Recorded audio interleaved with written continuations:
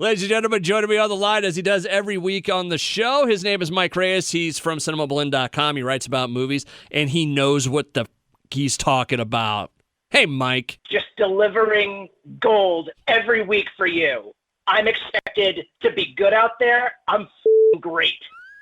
I like how we already went into the MJF stuff. Okay, so truth be told, we don't cover. You got it, dude. We don't cover a lot of professional wrestling, especially in a movie podcast. But there was something that happened in the world of professional wrestling this week that it's either the greatest acting job of all time, or it was completely real.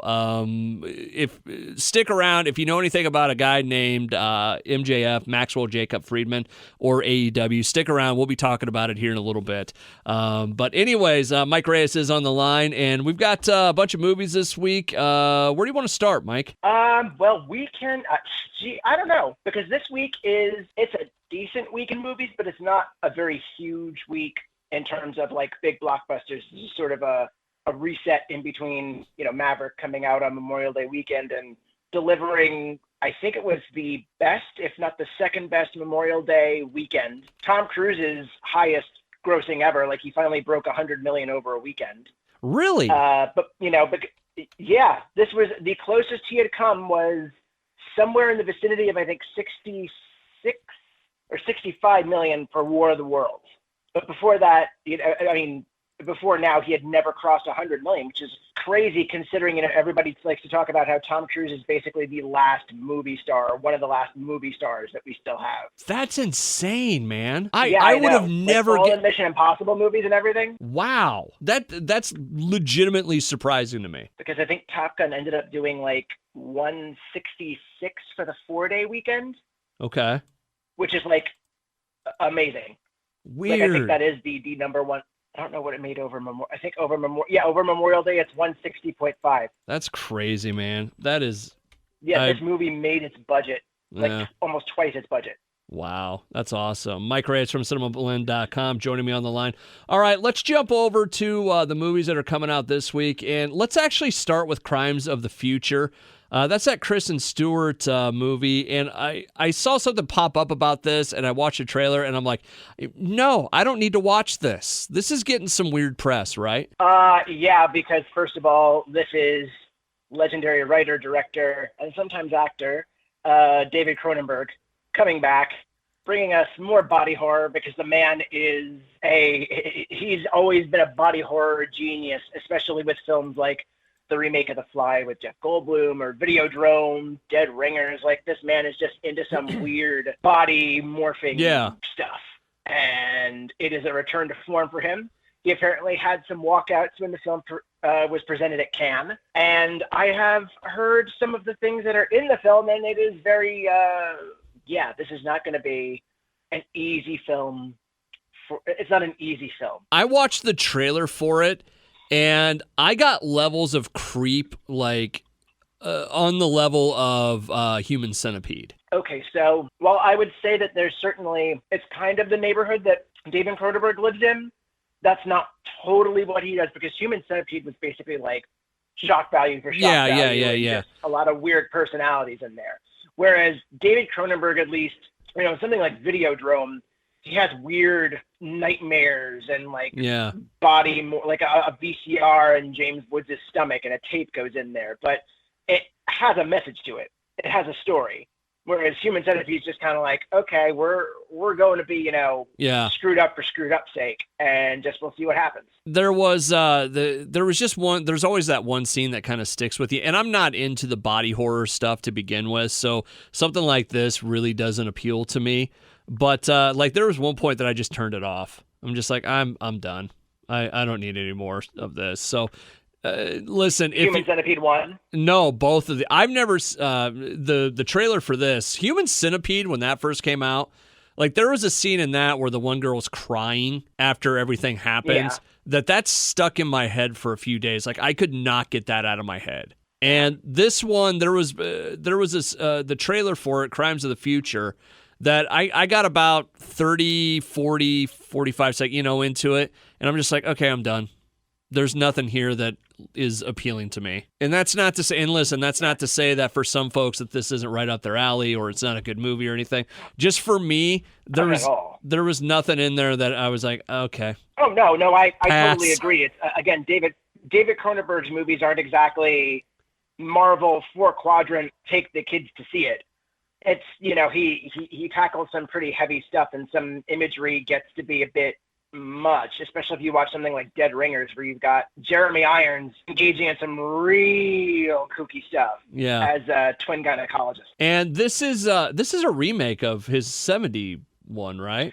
It is not, from my understanding. It's just him reusing the title. Oh, okay. But from my understanding, it's not a remake. He's just using he's just using the name again. And real quick, I just want to say, Crash, I was okay with. History of Violence, I really liked. Oh yeah, History of Violence is fantastic. So, and I still need to see Eastern Promises, because that's another one that those were like the beginnings of David Cronenberg's partnership with Viggo Mortensen, who comes back with this one. Yeah. And also Léa Seydoux from No Time to Die. All right, so if you're looking for a kind of body horror with story, this is probably up your alley this weekend. Mike Reyes from Cinemablend.com joining me on the line. Moving over, Fire Island was next on your list. Yes, we have Fire Island is a film that is it is currently streaming by the time you listen to this on Hulu. Okay. Because it is one of Searchlight Pictures' titles. So basically, it's just in time for Pride Month. This is a gay rom-com. Okay. And it's about a group of men going to Fire Island, for the summer. And from what I understand, it is an adaptation of Pride and Prejudice. And it sounds really interesting, and I'm actually excited to see this because it looks really funny.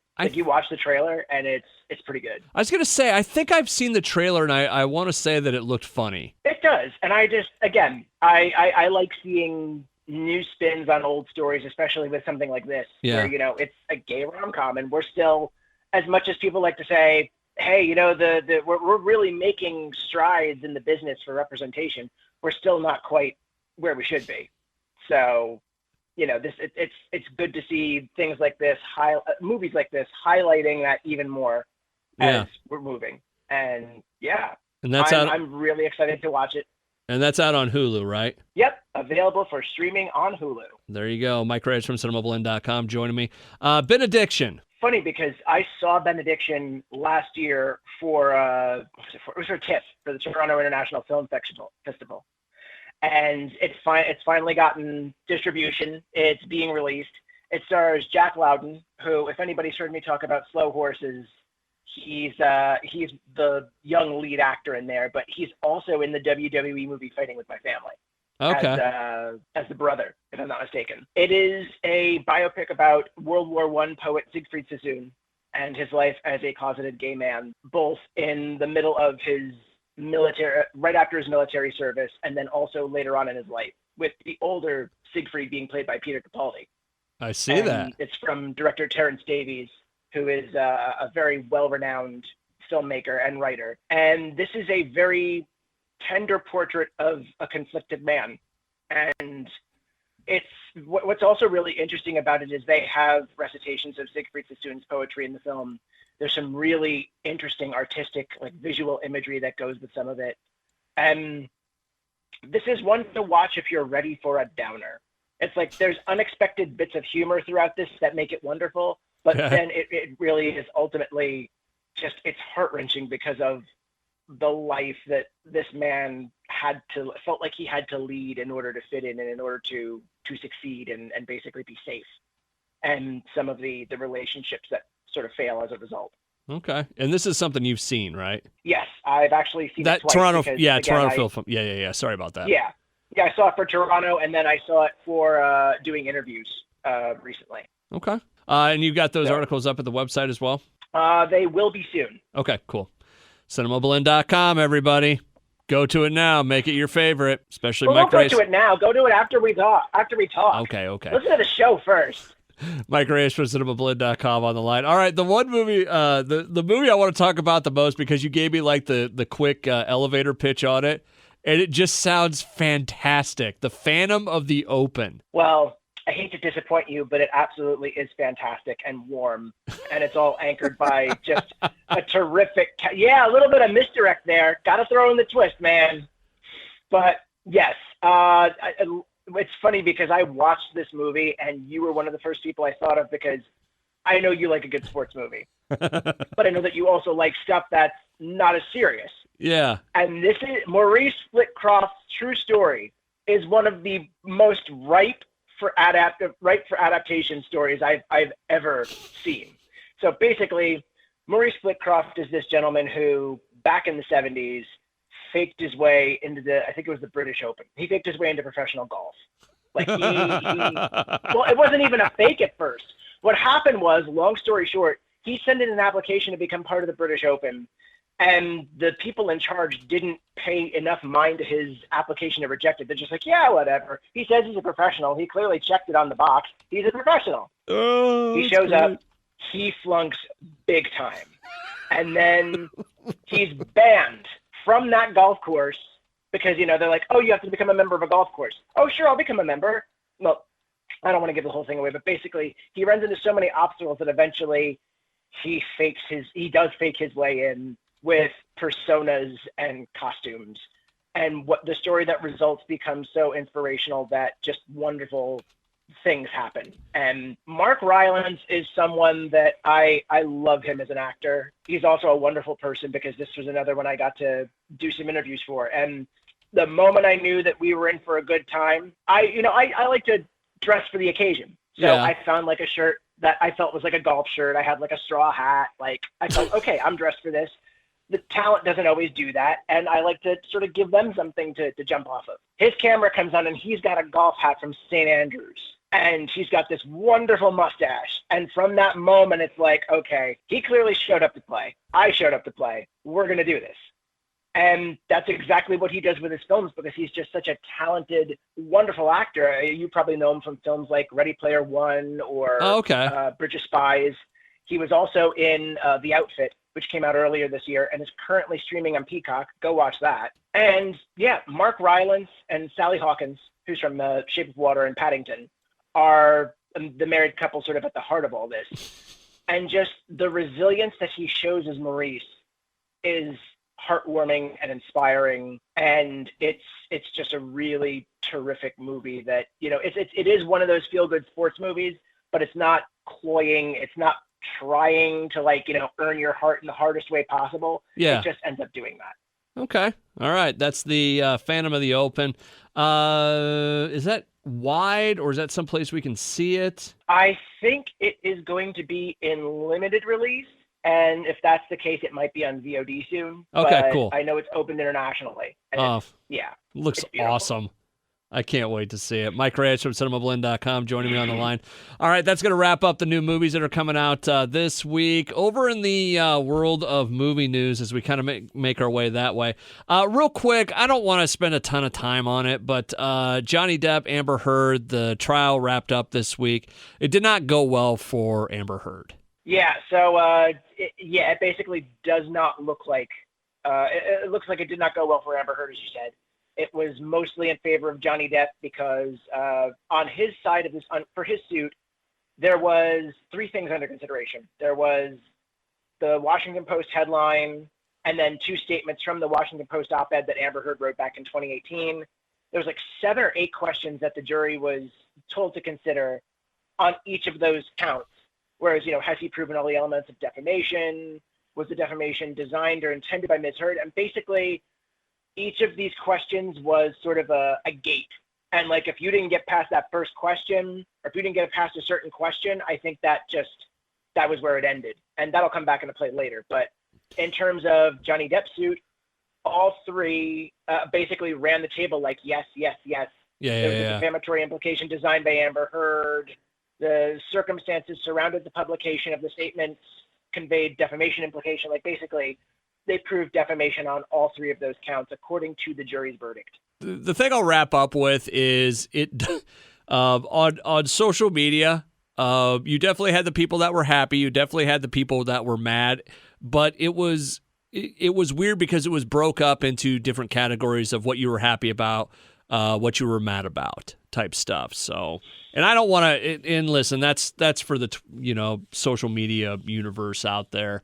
That sums up the case in general. You have to remember this is a media circus where literally alpacas were brought outside of the courtroom. Good time. So that wraps up that. I'm sure there's going to be more to this, right? I would hope not.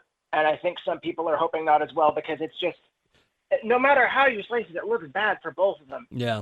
Like, I honestly think it's just, at this point, it really, just let it go. Just let's move on with our lives and let's get to something more important, please. I would imagine there'll be more at some point. But either way, Mike Reyes from Cinemablend.com joining me on the line. I want to wrap up with Obi Wan and MJF.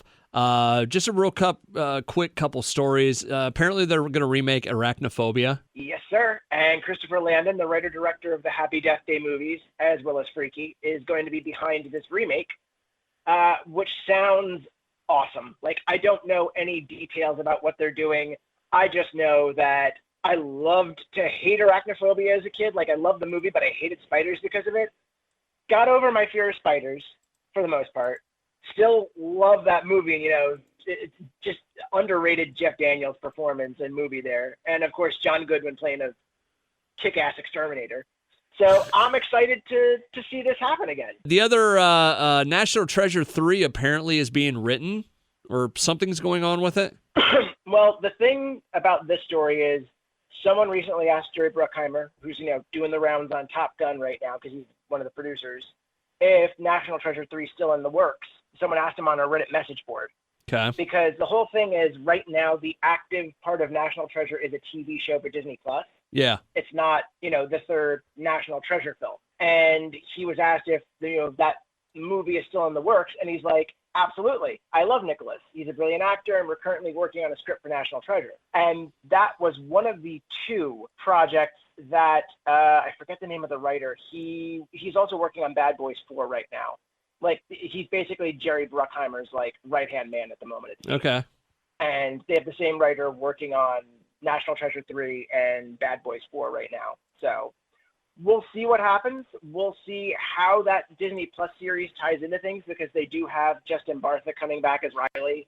Yeah. Sort of, third-wheel sidekick. So it could connect in any sort of way, and I would love for that series to just end season 1 and you get Nick Cage just dropping himself in as a cameo. No, it'd be awesome. I'd love it. And I think he would do it.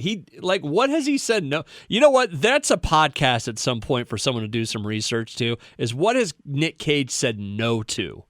That would be a very interesting thing, because he's one of those actors where it seems like he's sort of in the Christopher Walken mode, where Christopher Walken's like, I won't say no to anything. I just like working. Yeah. And and Nick Cage even said, look, I did have tax debts and I was working partially because of that, but I never chose something that I like. I'm just paraphrasing here. He never chose anything that he felt like he was phoning in.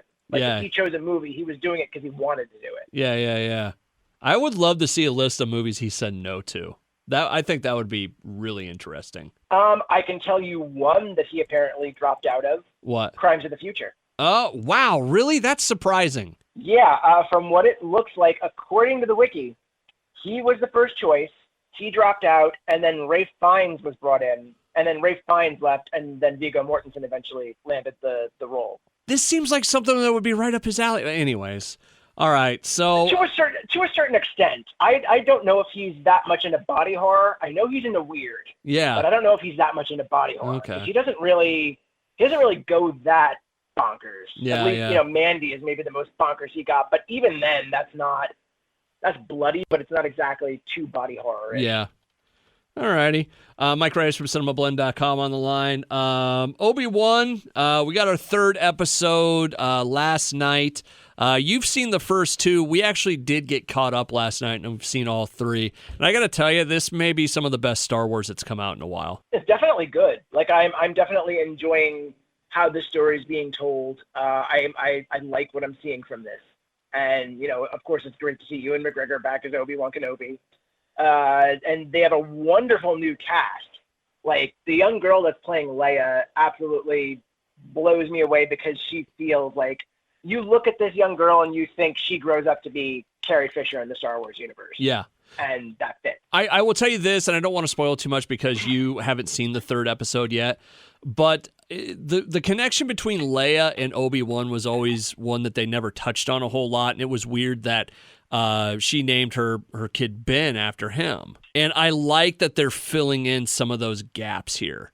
I think that's cool. Oh, yeah. And then even just her calling Obi-Wan for help in the beginning of New Hope, like, there was all this rich ground for backdrop or backstory that never really got filled in. And it is nice to see that. And also, I think two of my favorite new Imperial characters come out of this.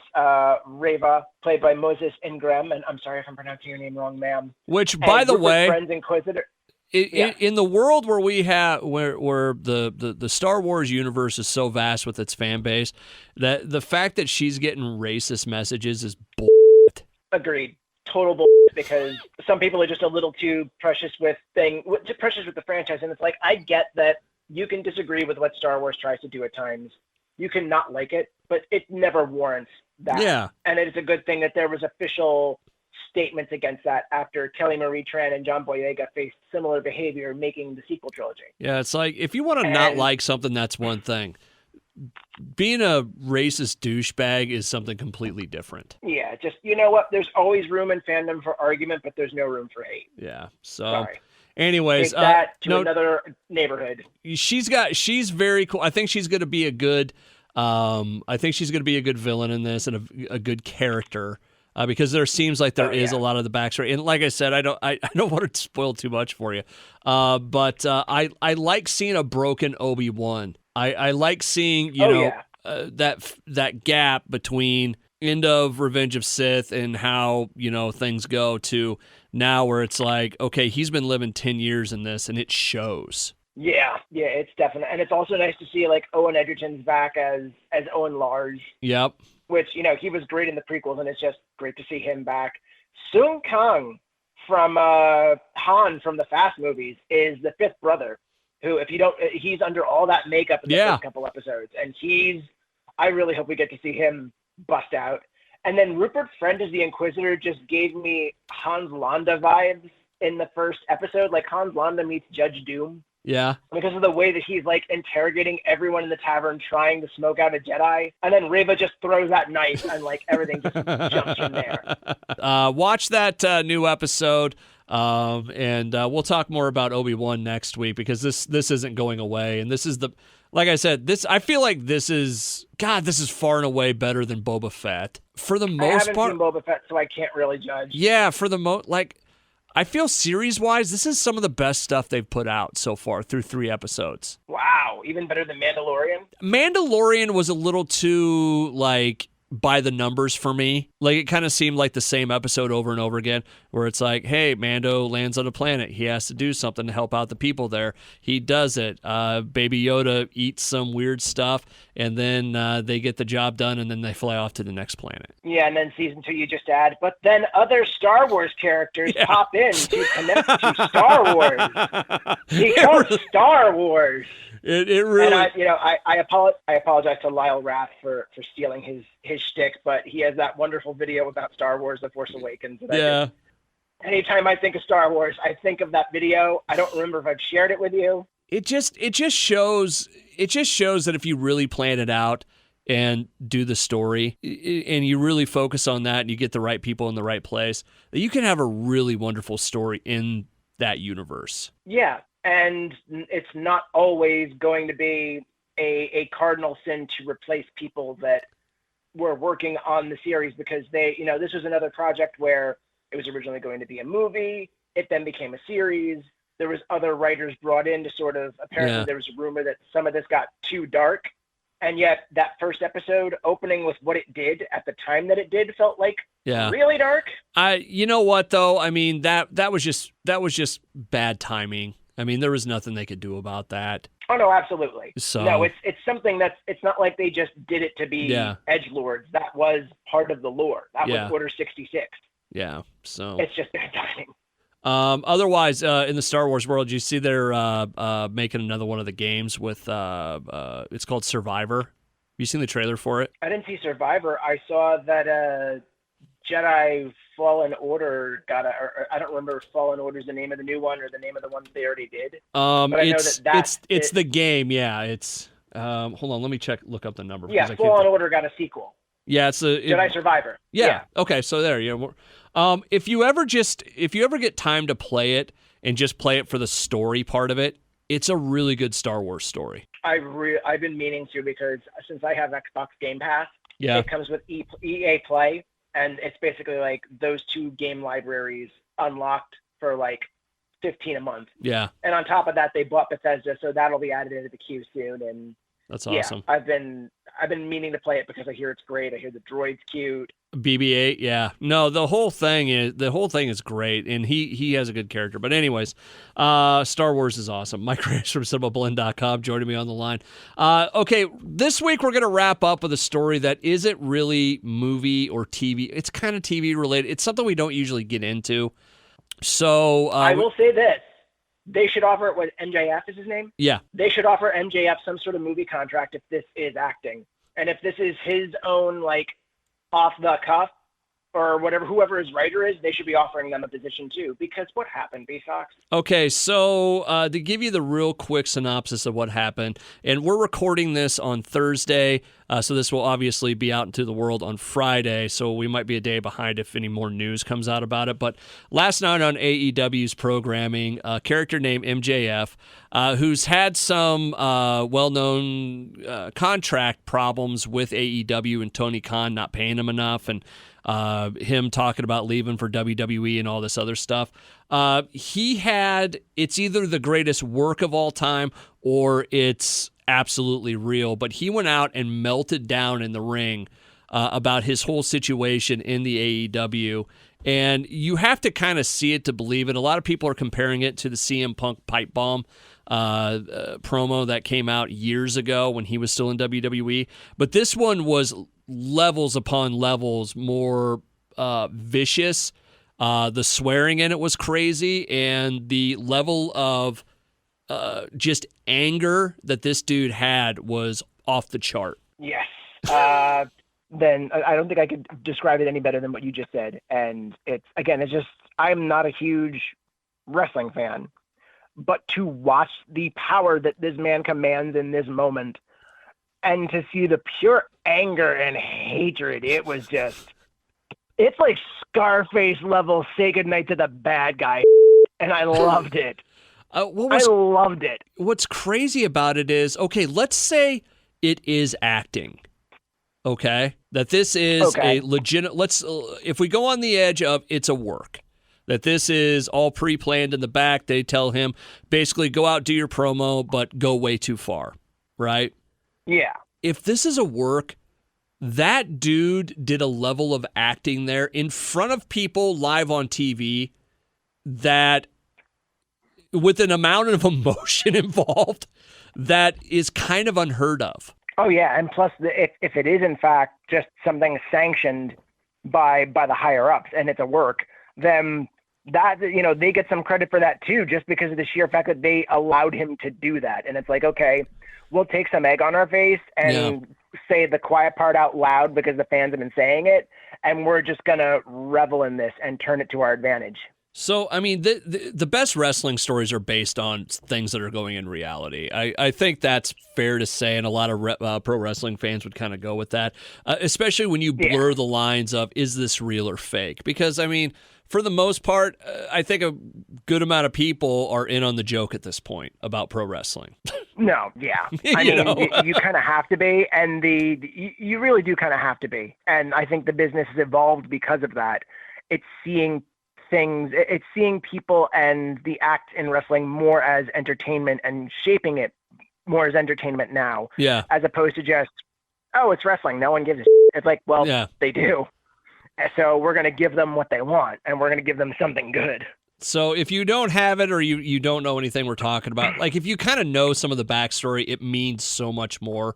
But, man, just go check out the level of emotion this guy put out on TV, on a mic in front of people, and one way or the other, again, there are stage actors out there that probably look at this and think, wow, if I could put that level of emotion into a performance, I would be killing it. Yeah, it really is something impressive. And if I'm not mistaken, B-sox, you put that on the KGGO website, correct? Yes, as far as I know, it's still up. Due to it being copyrighted material, I don't know if because that was the other thing. AEW usually puts out everything they do on social media.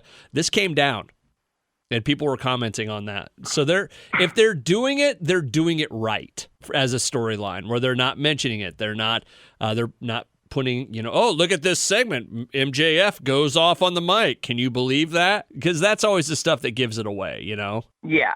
So yeah, no, it's definitely, if they're playing the act, then they're playing the act very well. So, all right, we'll leave it at that this week. Mike Reyes from Cinemablend.com. We'll have all his links at the bottom of the page.